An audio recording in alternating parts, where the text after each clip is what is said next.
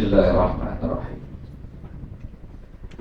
Assalamualaikum warahmatullahi wabarakatuh. Alhamdulillah,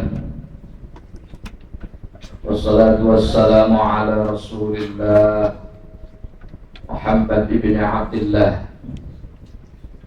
wa ala alihi wa sahbihi wa mawalah. La hawla wa la quwwata illa billah. Amma ba'du, rabbi shrah li sadri wa yassir li amri wahlul 'uqdatam min lisani yafqahu qawli. Faqala ta'ala yarfa'illahu alladhina amanu minkum walladhina utul ilma darajat. Qala al-mu'allif rahimahullahu ta'ala wa nafa'ana bihi wa bi'ulumihi fid darain amin. Qala minha at-taubatu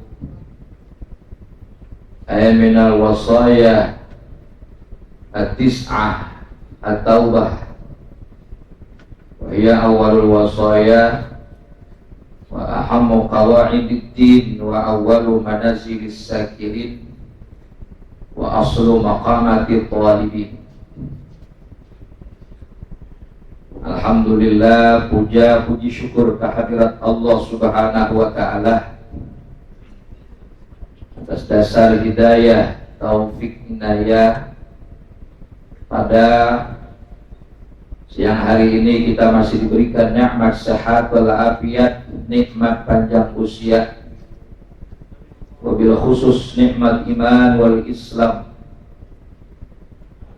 sehingga dengan nikmat tersebut kita mampu hadir berkumpul di masjid kita guna melaksanakan kewajiban kita sholat zuhur secara berjamaah, dilanjutkan dengan taklim kita. Mudah-mudahan Allah memberikan ilmu yang manfaat, Allah tambahkan keberkahan di dalam kehidupan kita, Allah kuatkan iman Islam kita, Allah jadikan keturunan kita keturunan yang saleh dan salehah, keluarga kita dijauhkan dari macam bala, dari macam musibah, penyakit baik yang zahir maupun yang batin. Dan mudah-mudahan Allah wafatkan kita semua dalam keadaan iman yang sempurna, husnul khatimah. Salawat beserta salam semoga tercurahkan kepada junjungan kita, pemimpin alam, baginda Nabi besar Muhammad sallallahu alaihi wasallam, beserta keluarganya, para sahabatnya, para pengikutnya yang masih terus istiqomah untuk melaksanakan sunnah-sunnah dan ajarannya. Mudah-mudahan di yaumil qiyamah kita yang hadir dan seluruh kaum muslimin mendapatkan syafaatul uzma, syafaat yang agung dari Nabi kita Muhammad sallallahu alaihi wasallam. Berkata musannif, separuh atau sebagian daripada wasiat-wasiat yang mesti diamalkan bagi orang yang ingin mencari keridhaan Allah adalah taubat. Jadi syarat pertama ini, orang yang ingin memperoleh keridhaan Allah dengan jalan ibadah, ibadah yang nomor pertama adalah at-taubat, taubat dulu.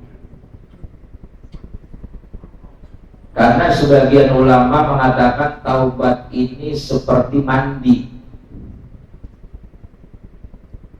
Ya, kalau kita sudah mandi, maka kita berpakaian.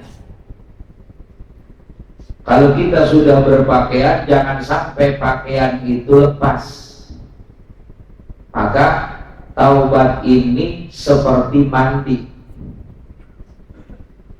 Sementara takwa itu seperti memakai pakaian. Nabi pernah mengatakan, al-imanu uryanun wa libasuhu taqwa. iman itu masih telanjang, dan pakaiannya adalah takwa. Yang namanya orang pakai pakaian apa dilepas? Jangan sampai pakaian itu kita lepas. Nah, tidak melepas pakaian ini yang disebut dengan istiqomah. Jadi ada 3 syariat isinya.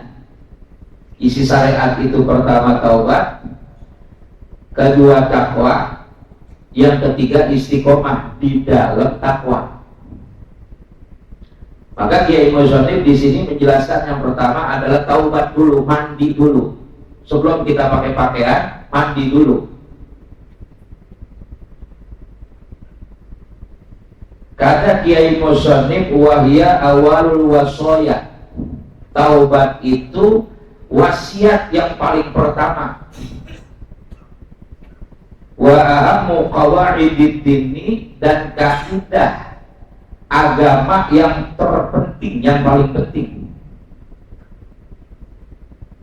Andai kata Anda membicarakan ilmu yang tinggi-tinggi, membicarakan ibadah yang bagus-bagus, yang indah-indah, tapi kalau Anda belum bertobat, seperti membuat suatu bangunan tidak ada fondasinya, percuma.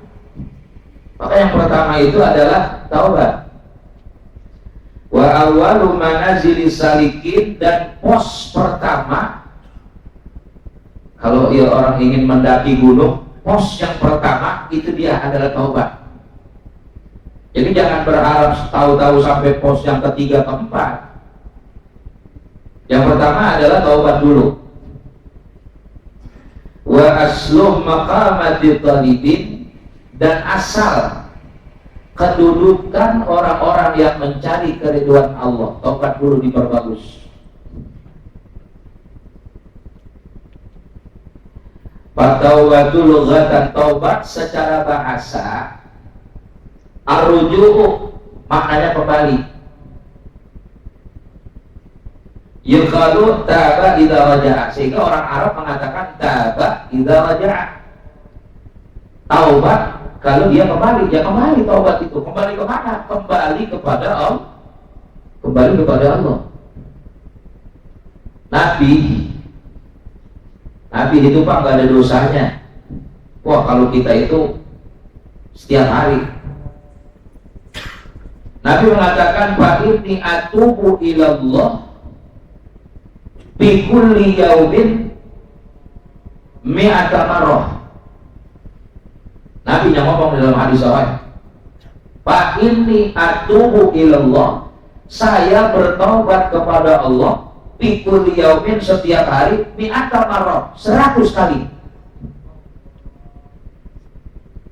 Padahal laqad ja'akum rasulun min anfusikum azizun 'alaihi ma 'anittum harisun 'alaikum bil mu'minina raufur rahim.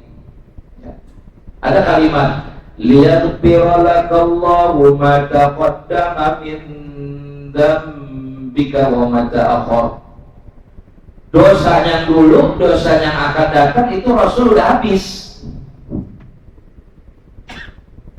Sebetulnya itu bukan buat Nabi, tapi buat kita selaku umatnya, manusia biasa. Wah, saya nggak mampu, Ustaz. 100 kali semampunya. Ya, makanya minimal habis sembahyang kita baca istighfar 3 kali. Astagfirullahaladzim. Yang paling pendek dah, astagfirullah, astagfirullah, astagfirullah. Itu yang paling pendek. Ulama udah banyak cara-cara istighfar itu, bikin cara, bukan modifikasi, ya memang seperti itu. Wa syar'an, sementara menurut syariat, ar-ruju'u amma kana madmuman bi syar'i ila ma huwa mahmudun bihi. Taubat secara syariat kembali dari sesuatu yang tercela kepada sesuatu yang terpuji menurut hukum syariat. Ini ilmu ini sudah di luar kepala kita. Si Ustaz pulang menyebutkan taubat, sudah tahu saya. Mohon maaf, ini bukan ilmu, ini amal. Jadi kalau kita berbicara taubat itu bukan ilmu. Kalau ilmu hanya jadi berita saja. Tapi kalau kita berbicara taubat berarti ini adalah amal perbuatan. Banyak orang yang sudah tahu ilmunya, tapi mohon maaf, amalnya belum sampai. Beda dengan Nabi. Dulu ada Nabi Daud. Kalau kita itu dianggap berdosa kalau sudah melaksanakan yang haram-haram. Pokoknya mengerjakan sesuatu yang haram untuk manusia kayak kita, ini dianggap sudah berdosa. Naik lagi, golongan kekasih Allah melaksanakan sesuatu yang syubhat, yang nggak tahu hukumnya, itu sudah dianggap dosa. Ada lagi sebagian orang yang apik, apabila dia mengerjakan sesuatu yang makruh, itu sudah dianggap dosa. Tapi ada Pak, kalau buat golongan Nabi, dosa itu bukan perkara yang haram. Itu udah tahu, orang awam tahu. Dosa itu bukan perkara yang syubhat. Apa itu? Ada yang namanya khilaful aula. Kalau menurut kita khilaful aula itu bukan dosa. Tapi untuk golongan yang sudah sampai derajat Nabi, derajat Rasul, khilaful aula itu artinya menselisihi keutamaan. Jadi kurang utama. Misalnya kita berwudu, lalu kita minta diguyurin oleh orang lain, padahal kita sehat. Ada yang sampai kepada khilaful, itu kurang patut. Jadi menurut norma kesopanan itu kurang patut. Tetapi khilaful aula itu bukan dosa, hanya kurang patut, kurang terpuji, kurang hormat. Nah, buat golongan para anbiya, khilaful aula bisa menjadi dosa besar. Ada di dalam Quran. Satu hari Nabi Daud itu seorang raja Bani Israel. Dia punya putra Nabi Sulaiman. Nanti kerajaannya tidak terbatas Sulaiman. Kenapa tidak terbatas? Karena bukan hanya satu negara yang beliau pimpin, seluruh dunia dipimpin oleh Nabi Sulaiman. Bukan hanya manusia, hewan, bangsa jin tunduk dengan Nabi Sulaiman. Maka dikatakan kerajaannya tidak terbatas. Dia punya ayah, juga seorang rasul, punya kitab Taurat, Nabi Daud. Nabi Daud seorang raja, punya menteri. Tiba-tiba menterinya ini sudah sakit-sakitan, tergerak di dalam hatinya. Mohon maaf nih, dalam hatinya itu Nabi Daud tergerak. Kalau si fulan wafat, menterinya maksudnya, kalau si fulan wafat, istrinya saya mau nikahin. Kalau si fulan wafat, istrinya tak gua kawinin. Boleh nggak ngomong begitu? Kita ini manusia biasa, kan sudah wafat. Boleh nggak ini? Boleh. Kan sudah meninggal. Nanti, dan itu tidak dikeluarkan di lisannya, hanya dalam hati. Kalau si fulan wafat, istrinya saya nikahin. Dan beliau juga seorang raja, punya kekuasaan. Dan ternyata goresan hati, lintasan hatinya Nabi Daud itu adalah khilaful ula. Khilaful ula itu menselisihi keutamaan, jadi tidak utama, tidak baik, tidak bagus bagi orang yang pangkatnya seorang rasul. Kalau kita jauh, Kalau kita sudah haram jatuhnya, bukan seperti itu. Tapi ini seorang Rasul hanya tergores dalam hati, kalau si fulan meninggal tak kawin, ininya gua kawin. Ditegur oleh Allah Subhanahu wa taala, khilaful ula bagi seorang Rasul adalah haram, dosa. Sehingga Nabi Allah Daud itu meninggalkan kerajaannya, bertaubat kepada Allah Subhanahu wa taala. Tapi kita nih seorang umat jangan menganggap Nabi Daud berdosa, gak ada. Tadi itu hanya khilaful ula, menurut kita tidak dosa, kita gak sampai ke situ ilmu kita. Salah hanya bagi kalangan para rasul, Pak. Khilaful ula, menselisih keutamaan. Beliau bermunajat kepada Allah sampai 40 hari 40 malam. Mohon maaf nih, beliau selama 40 hari 40 malam meneteskan air matanya basah. Itu sejadahnya, di samping sejadahnya itu sampai tumbuh rumput karena gak merasa beliau mohon ampun kepada Allah 40 hari 40 malam. Sehingga menterinya nyari, Nabi Allah Daud, ini Raja Daud kemana ini? Sampai tiba-tiba turunlah ayat Allah, taubatnya Nabi Daud dari khilaful ula sudah diampunkan, sudah dimaafkan oleh Allah Subhanahu wa taala, taubatnya sudah makbul, diterima oleh Allah Subhanahu wa taala. Wa kharra ruk'an. Apa yang terjadi begitu Jibril datang, wahai Daud, dosamu yang khilaful ula, kesalahanmu yang khilaful ula, hanya khilaful ula itu sudah dimaafkan, sudah diampunkan oleh Allah Subhanahu wa taala. Nabi Daud saking gembiranya, beliau sampai tersungkur, sujud lama, lebih lama daripada munajatnya, karena bersyukurnya kepada Allah Subhanahu wa taala. Jadi mohon maaf, ada hal-hal yang boleh buat kita, tapi nggak boleh buat Rasul. Termasuk ini khilaful ula. Buat kita khilaful ula itu bukan dosa. Hanya lintasan di dalam hati seperti itu bukan dosa. Tapi buat seorang Rasul itu sudah menjadi sesuatu yang dilarang oleh Allah Subhanahu wa taala. Makanya taubat itu banyak. Pertama, taubat daripada kekufuran. Taubat dari kekufuran, maksudnya bagaimana? Tadi dia nggak percaya kepada Allah, lalu dia masuk Islam, itu masuk golongan taubat. Jadi jangan kita berpikir, saya nggak pernah melaksanakan. Yang kedua, taubat anil kabairi, dari dosa-dosa yang besar.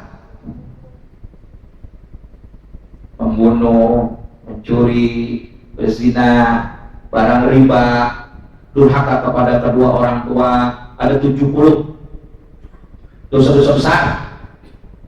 Termasuk meninggalkan sholat, ada 70 dosa besar. Ini kita mesti taubat dari kufur, dan kedua taubat anil kabair, dari dosa-dosa besar. Dan yang ketiga, at-taubat anil sabair, taubat dari dosa kecil. Cuma kebanyakan kita mengetahui bahwasanya taubat itu hanya dari dosa besar. Mohon maaf, taubat dari dosa kecil ini tidak akan habis selama kita masih bernapas.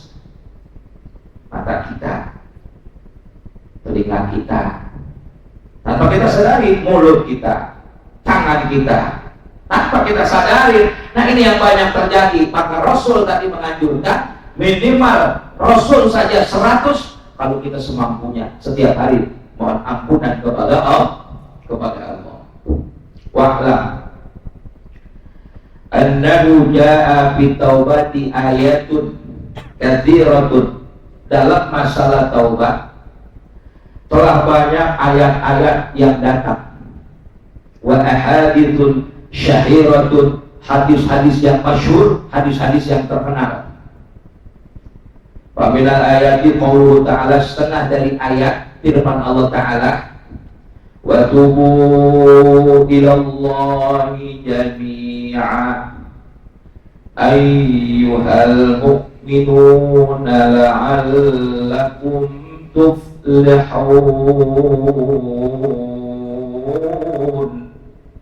Kata Allah nih dalam surat An-Nur, taubatlah engkau kepada Allah seluruhnya. Ayyuhal mu'minun, wahai orang-orang yang mukmin. Yang dipanggil oleh Allah orang-orang mukmin yang suruh taubat. Soalnya kalau dia bukan mukmin nggak mau taubat.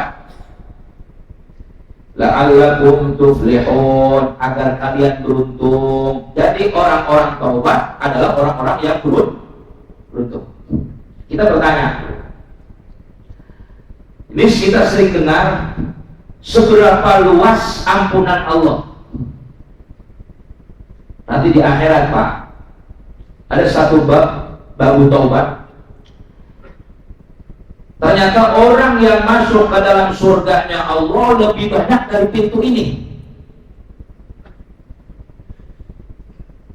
Jadi manusia, baik manusia maupun jin, nanti masuk ke dalam surga lebih banyak masuk ke dalam surga melalui pintu ini, melalui pintu taubat. Berapa luasnya? Para ulama menggambarkannya seluas masyrik, seluas maghrib, seluas barat, seluas timur. Kita nggak tahu barat itu ujungnya di mana. Kita nggak tahu timurnya di mana. Tapi itu luasnya pintu taubat, seluas masyrik, seluas maghrib. Kita hanya membaca istighfar saja itu sudah diambil oleh malaikat, disampaikan kepada Allah Subhanahu. Ya Allah, di bulan mohon ampunan kepadamu ya Allah. Maka dulu ada satu hadis dalam Riyadhus Shalihin, seorang pembunuh yang dia datang ke seorang pendeta, mohon maaf saya pernah membunuh, ada 98 orang. Saya pun udah, apakah saya bisa diampunkan tobat? Oh tidak, karena kamu sudah banyak dosa kamu. Ambil pedang, ditusuk, digenangkan. Datang lagi, apakah saya diampunkan dosa saya? Saya sudah membunuh 99. Orang itu malah lari takut. Diambil pedangnya, dihuluskan. Lalu datang kepada seorang abidin, zahidin, ahli ibadah yang zuhud kepada Allah. Tuhan, apakah dosa saya diampunkan oleh Allah Subhanahu wa Ta'ala? Apa dosaku? Membunuh sudah 100 orang. Kamu tahu apa yang paling luas di muka bumi ini? Tidak tahu. Dia bilang, Gurun Sahara. Oh tidak. Yang paling luas, yang paling luas itu adalah maghfirah, ampunan Allah Subhanahu wa Ta'ala. Nggak ada lagi. Jangankan Anda membunuh 100 orang, andai kata semua manusia engkau bunuh, lalu engkau lari kepada Allah, bertobat kepada Allah, pasti maghfur, pasti diampunkan dosamu. Karena kenapa? Dosamu itu kecil dibandingkan dengan rahmat, dibandingkan dengan ampunan Allah Subhanahu wa Ta'ala. Bagi orang-orang yang mau bersimpuh di hadapan Allah Subhanahu, maka pintu yang pertama adalah mandi. Taubat ini adalah mandi. Ada dalam kitab Syumusul Anwar, namanya Al-Imam Ibnul Hajj At-Tilimsani Al-Maghrabi, dari Maroko sana, sekitar abad, ulama abad 17 lah kalau nggak salah. Beliau ini banyak muridnya.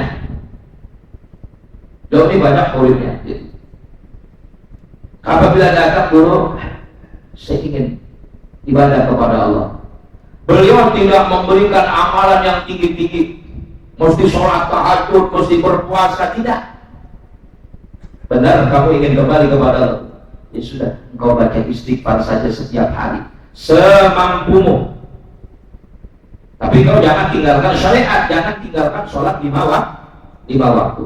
Semampumu berkendara di atas kuda, berjalan kaki sambil rebahan. Kalau engkau ingat, jangan engkau tinggalkan istighfar kepada Allah Subhanahu wa Ta'ala. Kamu tahu ini adalah pintu yang nanti di surga paling banyak dilalui oleh manusia dan bangsa jin. Mereka berbondong-bondong masuk ke dalam surga, tidak dengan babu sedekah, tidak dengan babu ru'yah, babu puasa, tidak dengan pintu-pintu yang lain, tapi kebanyakan justru daripada ini babu taubat, pintu taubat Allah Subhanahu wa ta'ala. Yang kedua, Pak, qaulullah ta'ala, firman Allah ta'ala, inna Allah yuhibbut tawwabina wa yuhibbul mutatahhirin, surat Al-Baqarah. Sesungguhnya Allah mencintai orang-orang yang taubat. Jadi orang-orang yang taubat itu kekasih Allah dalam ayat ini berarti. Jadi kalau kita bertanya siapa kekasih Allah, at-tawwabin, orang-orang yang taubat kepada Allah. Nggak ada lagi. Inna Allah yuhibbut tawwabin. Siapa orang-orang yang dicintai oleh Allah? Orang-orang yang bertobat. Wa yuhibbul mutatahhirin, dan Allah sangat mencintai orang-orang yang bersuci, orang-orang yang mandi. Mandi itu bukan artinya kita mesti mandi junub, bukan hanya itu. Berwudu, mutatahhirin itu bukan, tapi adalah orang-orang yang membersihkan zahir dan batinnya. Ada dalam ayat yang lain, rijalun yuhibbuna ayyatatahharu wallahu yuhibbul mutahhirin. Ada sekelompok laki-laki, mereka itu sangat-sangat mencintai bersuci, wallahu yuhibbul mutahhirin. Ini Pak asbabnya, ada dua qaul ayat ini. Kita bertanya, rijalun ini sekelompok laki-laki, siapa mereka? Ini mereka laki-laki yang ada di kampung Kuba. Masjid pertama yang dibangun oleh Nabi adalah masjid. Itu masjid disebut Masjid Kuba karena kampungnya namanya Kuba, bukan masjidnya namanya Kuba. Cuman karena memang masjid itu adanya di kampung Kuba, sehingga dinamain dengan nama kampungnya. Jadi namanya masjid. Nah, di sini ada dua versi. Pertama versi ahli fikih, kedua versi ahli ibadah. Versi ahli fikih yang disebut rijalun yuhibbuna ayyatatahharu, mereka ini istinjanya paling bersih di antara kampung-kampung yang lain. Ini menurut ahli fikih. Tapi menurut Al-Imam Ibnu Abbad An-Nabsi Ar-Rudi dalam Syarhul Hikam, bukan hanya itu. Jadi turunnya ayat ini memuji kepada orang-orang Kuba itu. Mereka ini bersuci dari apa? Dari dosa.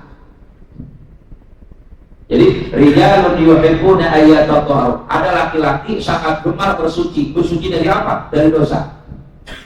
Lalu ditanya lagi, cara membersihkan mereka dari dosa dengan apa? Apakah dengan sholat? Apakah dengan zikir, dengan berpuasa? Jawabannya lah, tidak. Apa? Dengan sakit. Jawabannya dengan sakit. Karena demam sehari dapat menghapuskan dosa 1 tahun.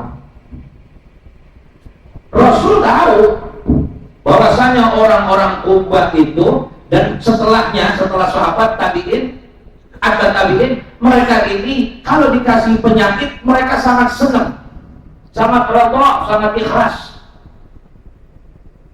Ini menurut akal kita nggak masuk, Pak. Karena kenapa demam saja kalau dia ikhlas kepada Allah 1 hari bisa 1 tahun, kalau 7 hari 1 minggu. Sehingga dalam satu hadis ada Rasul itu malam hari keluar rumah di Madinah. Madinah hanya mengandalkan cahaya bulan. Waktu itu bulan pun seperti sekarang sudah akhir bulan, jadi gak keluar, hanya sabit saja, sabit kecil, sabit tua, gelap. Begitu Rasul keluar, tiba-tiba ada satu sosok yang hitam legam, dari ujung kepala sampai ujung kaki semuanya hitam legam, dan jalannya luar biasa cepatnya. Ditanya sama Rasul, mana ente siapa ente? Maha Rasul. Ada marah, saya ini penyakit. Saya ini penyakit. Saya diperintahkan oleh Allah Subhanahu wa Ta'ala untuk ke Syria, ke Syam. Kata Rasul, wah nggak usah jauh-jauh ke Suriah, ente ke Kuba saja. Di situ ada kekasih-kekasih Allah, di situ ada kekasih-kekasihku yang mereka apabila 1 tahun 2 tahun tidak diberikan penyakit, hatinya gelisah karena dia khawatir sehat itu jadi istidrak,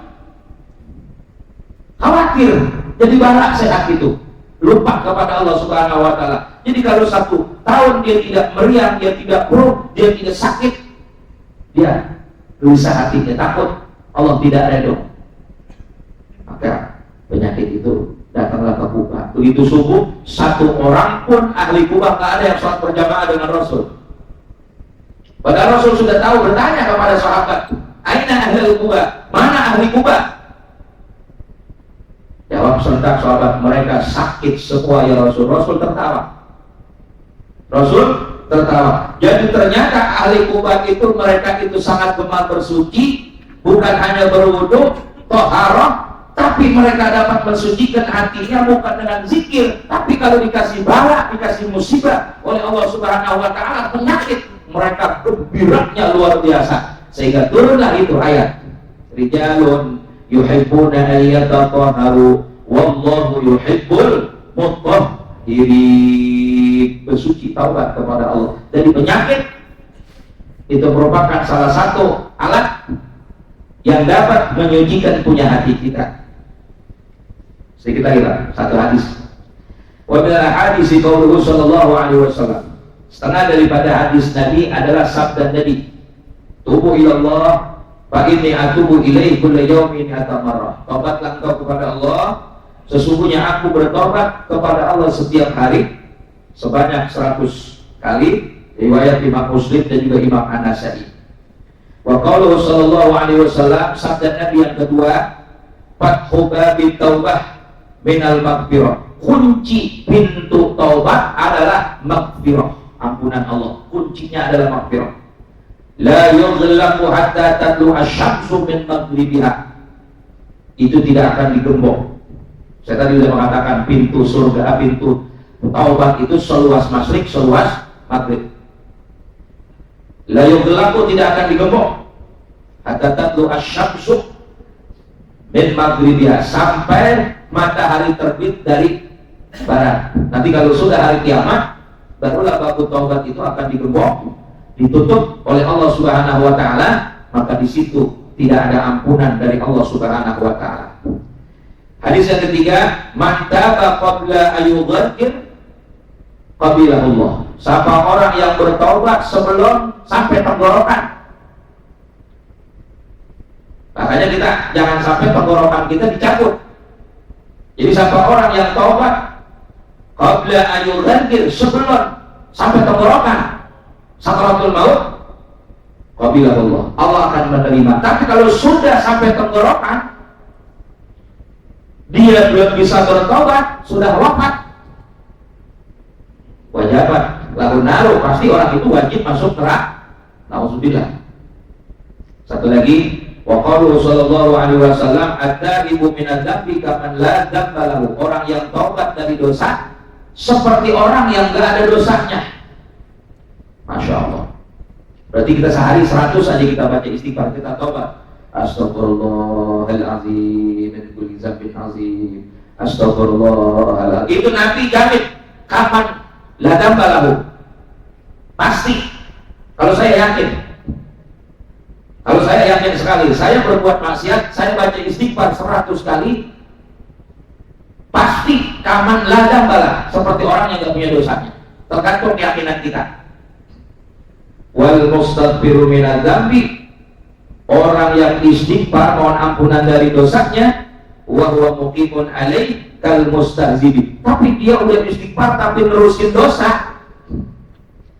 Dia udah istighfar, Ustaz, dia udah baca istighfar, tapi dia dosa lagi, dia udah buat maksiat lagi.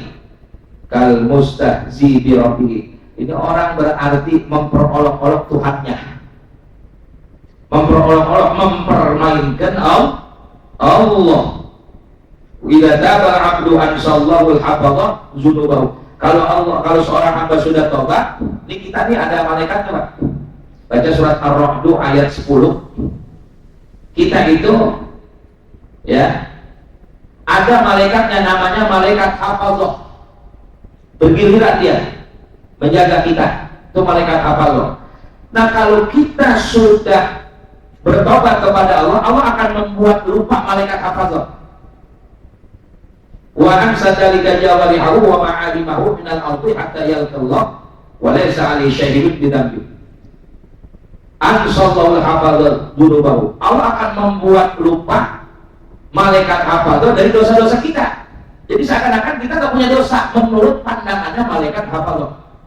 Jadi setiap kita ada malaikatnya. Namanya malaikat hafazah. Mudah-mudahan kita termasuk minat taibin, orang-orang yang bertobat. Dan ketika kita sudah wafat, dicabut ruh kita, mudah-mudahan kita termasuk orang yang wafat dalam keadaan husnul khatimah. Al-Fatihah.